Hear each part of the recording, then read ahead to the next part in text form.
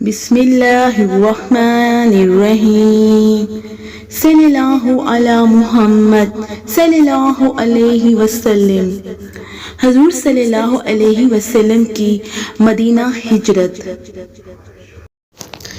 جب کفار حضور صلی اللہ علیہ وسلم کے نعوذ باللہ قتل پر اتفاق کر کے کانفرنس ختم کر چکے اور اپنے اپنے گھروں کو روانہ ہو گئے تو حضرت جبرائیل امین علیہ السلام رب العالمین کا حکم لے کر نازل ہو گئے کہ اے محبوب، آج رات کو آپ اپنے بستر پر نہ سوئیں اور ہجرت کر کے مدینہ تشریف لے جائیں۔ چنانچہ عین دوپہر کے وقت حضور صلی اللہ علیہ وسلم حضرت ابو بکر صدیق رضی اللہ تعالیٰ عنہ کے گھر تشریف لے گئے اور حضرت ابو بکر صدیق رضی اللہ تعالیٰ عنہ سے فرمایا کہ سب گھر والوں کو ہٹا دو، کچھ مشورہ کرنا ہے۔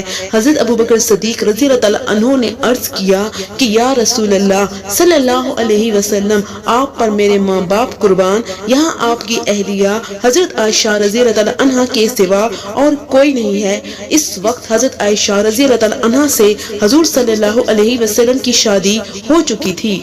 حضور صلی اللہ علیہ وسلم نے فرمایا کہ اے ابو بکر، اللہ تعالیٰ نے مجھے ہجرت کی اجازت فرما دی ہے۔ حضرت ابو بکر صدیق رضی اللہ تعالیٰ عنہ نے عرض کیا کہ میرے ماں باپ آپ صلی اللہ علیہ وسلم پر قربان، مجھے بھی ہمراہی کا شرف عطا فرمائیے۔ آپ صلی اللہ علیہ وسلم نے ان کی درخواست منظور فرما لی۔ حضرت ابو بکر صدیق رضی اللہ تعالیٰ عنہ نے 4 مہینے سے 2 اونٹنیاں ببول کی پتی کھلا کھلا کر تیار کی تھی کہ ہجرت کے وقت یہ سواری کے کام آئیں گی۔ عرض کیا کہ یا رسول اللہ صلی اللہ علیہ وسلم، ان میں سے ایک اونٹنی آپ قبول فرما لیں۔ آپ صلی اللہ علیہ وسلم نے ارشاد فرمایا کہ قبول ہے، مگر میں اس کی قیمت دوں گا۔ حضرت ابو بکر صدیق رضی اللہ تعالیٰ عنہ نے بادل نخواستہ فرمان رسالت صلی اللہ علیہ وسلم سے مجبور ہو کر اس کو قبول کیا۔ حضرت عائشہ رضی اللہ تعالیٰ عنہ تو اس وقت بہت کم عمر تھیں، لیکن ان کی بڑی بہن حضرت بی بی اسماء رضی اللہ تعالیٰ عنہ نے سامان سفر درست کیا اور توشہ دان میں کھانا رکھ کر اپنی کمر کے پٹکے کو پھاڑ کر 2 ٹکڑے کیے، ایک سے توشہ دان کو باندھا اور دوسرے سے مشک کا منہ باندھا۔ یہ وہ قابل فخر شرف ہے جس کی بنا پر ان کو ذات الناطقین 2 پٹکے والی کا معزز لقب سے یاد کیا جاتا ہے۔